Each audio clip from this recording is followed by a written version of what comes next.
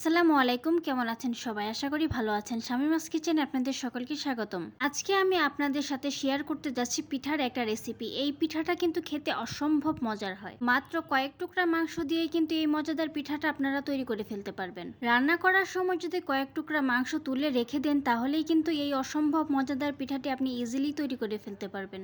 একবার যদি এই পিঠাটা আপনি খেয়ে থাকেন তাহলে তো এর স্বাদ আপনি কোনো দিনই ভুলতে পারবেন না।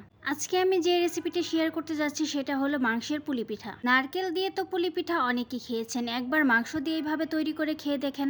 যারা একটু ঝাল খেতে পছন্দ করেন তাদের জন্য তো এই পিঠাটা একদম পারফেক্ট। তবে চলুন দেখে আসি কিভাবে আমি এই পিঠাটা তৈরি করলাম। পিঠাটা তৈরি করার জন্য এখানে আমি কয়েক টুকরা মাংস নিয়েছি। এই মাংসটা কিন্তু আমার রান্না করা মাংস যখন রান্না করেছিলাম তখন কয়েক পিস উঠিয়ে রেখেছিলাম। আমি এখানে গরুর মাংস নিয়েছি, আপনারা যদি চান তাহলে কিন্তু মুরগির মাংস দিয়েও এই পিঠাটা তৈরি করে ফেলতে পারবেন। কিছু পেঁয়াজ কুচি করে নিয়েছি আর কিছু রসুন কুচি করে নিয়েছি।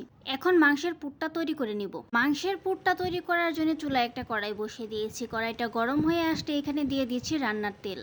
তেলটা যখন গরম হয়ে এসেছে তখন দিয়ে দিচ্ছি ফোড়নে জিরা, একটা তেজপাতা মাঝখান থেকে ছিঁড়ে দিয়ে দিচ্ছি একটা এলাচ, 2 টুকরা দারচিনি। পেঁয়াজ আর রসুনটা যে আমি কেটে রেখেছিলাম এখন সেটা তেলে দিয়ে দিচ্ছি।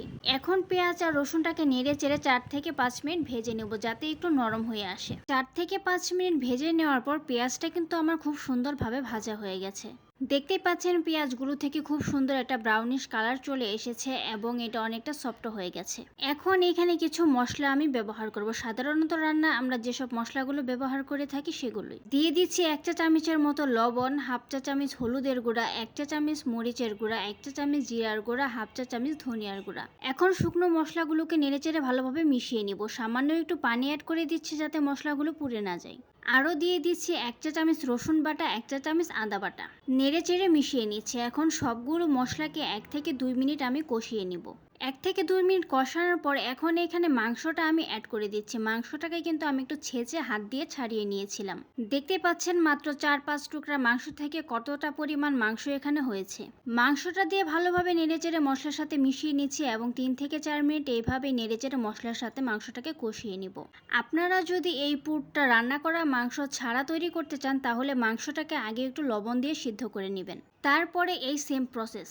মাংস এবং মশলা দুটাই কিন্তু আমার কষানো হয়ে গেছে। এখন এইখানে পানিটা আমি অ্যাড করে দিচ্ছি যাতে এটা আরও ভালোভাবে কষানো হয়ে যায় এবং সিদ্ধ হয়ে যায়। পানি দিয়ে ভালোভাবে নেড়ে চেড়ে মিশিয়ে নিয়ে ঢাকনা দিয়ে ঢেকে পুরটাকে আমি তৈরি করে নিচ্ছি। কিছুক্ষণ সময় রান্না করে নেওয়ার পর মাংসের পুরটা কিন্তু আমার প্রায় হয়ে এসেছে। পানিটা কিন্তু প্রায় একদমই শুকিয়ে গেছে, একটু একটু পানি নিচে লেগে আছে। এখন অনবরত নেড়েচেড়ে যে একটু পানি আছে আমি সেটাও শুকিয়ে নিব। খেয়াল রাখবেন মাংসের পুরে যাতে কোনো পানি না থাকে। কয়েক মিনিট নাড়াচাড়া করার পর মাংসের পুর থেকে কিন্তু পানিটা আমার একদমই শুকিয়ে গেছে, তেলটাও কিন্তু ছেড়ে দিয়েছে। মাংসের পুরটা আমার একদমই রেডি হয়ে গেছে। এখন এই পুরটাকে নামিয়ে আমি ঠান্ডা করে নিচ্ছি এবং পিঠার যে ডো আছে সেটা তৈরি করে নিচ্ছি। এই পিঠাটা তৈরি করার জন্য কিন্তু আপনাকে চাউলের গুঁড়া দিয়ে ডোটা তৈরি করে নিতে হবে। সেজন্য এখানে একটা হাঁড়িতে আমি পানি বসিয়ে দিয়েছি এবং এতে দিয়ে দিচ্ছি খুবই সামান্য পরিমাণ লবণ।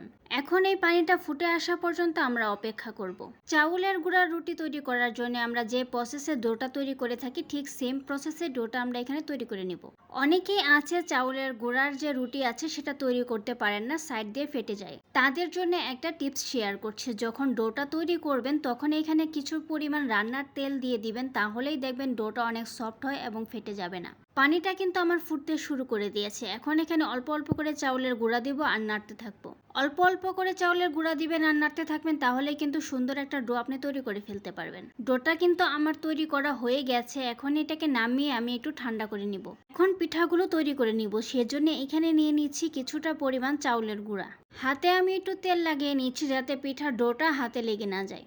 এখন অল্প অল্প করে পিঠার ডো আমি এখানে নিয়ে নিচ্ছি। পিঠার ডোটাকে এখন ভালোভাবে মথে নিতে হবে। পিঠার ডোটাকে হাত দিয়ে যত ভালোভাবে মথে নিতে পারবেন রুটিটা কিন্তু ততটাই সুন্দর হবে। পিঠার ডোটা আমার মথে নেওয়া হয়ে গেছে। এখন আমি একটা রুটি তৈরি করে নিব। রুটিটা কিন্তু আমি একটু বড় সাইজ করে তৈরি করে নিচ্ছি যাতে করে একটা রুটি দিয়ে আমার অনেকগুলো পিঠা হয়ে যায়। এইখানে রুটি বানানো নিয়ে কোনো টেনশন নেই। রুটি গোল হোক, মানচিত্র হোক, লম্বা হোক, তেরা হোক, বেঁকা হোক, কোনো চিন্তা নেই, কারণ রুটিটাকে আমরা পরে কেটে নিব। রুটিটা কিন্তু আপনাদের সাথে কথা বলতে বলতে আমার তৈরি করা হয়ে গেছে। এখন একটা গ্লাস আমি নিয়েছি রুটিটাকে কেটে নেওয়ার জন্য।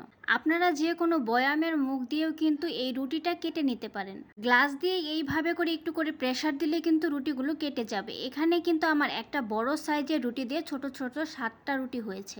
এখন এই ছোট ছোট রুটিগুলো আমি সাইডে রেখে দিচ্ছি এবং আবারও একটু পিঠার ডো আমি এখানে নিয়ে নিচ্ছি। ভালোভাবে মথে নিয়ে আরেকটা বড় রুটি আমি তৈরি করে নিব এবং গ্লাস দিয়ে সেম প্রসেসে রুটিগুলো কেটে নিব। রুটিটা তৈরি করে ছোট ছোট রুটি কিন্তু আমার কাটা হয়ে গেছে। এখন পিঠাগুলো আমি তৈরি করে নিব।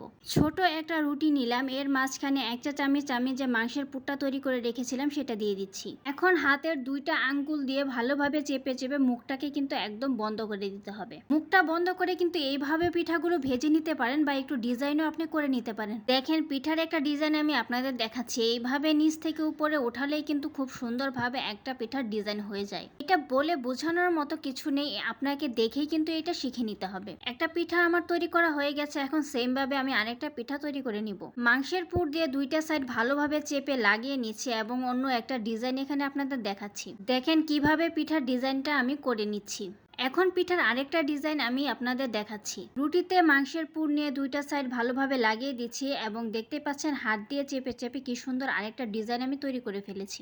এইভাবে করে সবগুলো পিঠা আমি তৈরি করে নিব। পিঠাগুলো ভাজার জন্য চুলায় একটা কড়াই বসিয়ে দিয়েছি। কড়াইটা গরম হয়ে আসলে এখানে দিয়ে দিয়েছি পর্যাপ্ত পরিমাণ তেল। তেলটা যখন হালকা গরম হয়ে আসবে তখন এখানে পিঠাগুলো ছেড়ে দিচ্ছি। তেলটাকে বেশি গরম করে পিঠাটা দিতে যাবে না, তাহলে দেওয়ার সাথে সাথে কিন্তু উপরে একটা কালার চলে আসবে, ভিতরে ভালোভাবে কুক হবে না। এখন পিঠাগুলোকে আমি লাল লাল করে ভেজে নিব। পিঠাগুলো কিন্তু আমার লাল লাল করে ভেজে নেওয়া হয়ে গেছে। এখন একটা স্ট্রেনারের সাহায্যে পিঠাগুলোকে আমি উঠিয়ে তেলটা ঝরিয়ে নিচ্ছি। এইভাবে করে সবগুলো পিঠা ভেজে আমি আপনাদের সার্ভ করে দেখাচ্ছি। তৈরি হয়ে গেল গরম গরম খুবই মজাদার ক্রিস্পি ঝাল ঝাল মাংসের পুলি পিঠা। এইভাবে যদি কখনো পুলি পিঠা তৈরি করে না খেয়ে থাকেন তাহলে আমার ফুল ভিডিওটি দেখে একবার ট্রাই করে দেখবেন, এর স্বাদ আপনি কখনোই ভুলতে পারবেন না। ভিডিওটি ভালো লেগে থাকলে লাইক কমেন্ট শেয়ার দিতে একদম ভুলবেন না। এরকম নতুন নতুন ভিডিও পেতে আমার ফেসবুক পেজটি ফলো দিয়ে রাখেন। ইউটিউব থেকে দেখে থাকলে চ্যানেলটি সাবস্ক্রাইব করে পাশে থাকা বেল আইকনটি অন করে দিন। ধন্যবাদ।